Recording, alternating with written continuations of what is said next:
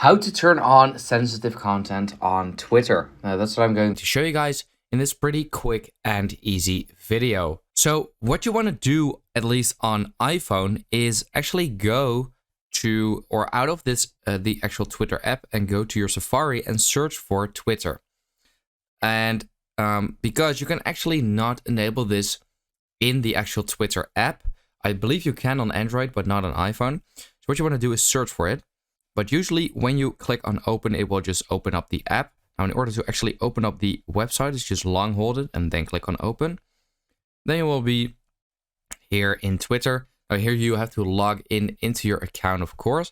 But once you've done that, you want to click on the top left, then go to settings and support, settings and privacy. Then here, I believe you just have to go to privacy and safety, and then you can see content you see. Now here it says display media that may contain sensitive content. Now I already had it turned on for another video, but this is basically where you have to turn it on or off. That's basically it. As you can see, if you were to go do that in the actual app, and then privacy and safety, content you see, it just simply isn't here, which is quite annoying. But yeah, that's basically it. I hope this video helped you out. Let me know in the comments if it did, and then I will see you next time. Have a good day.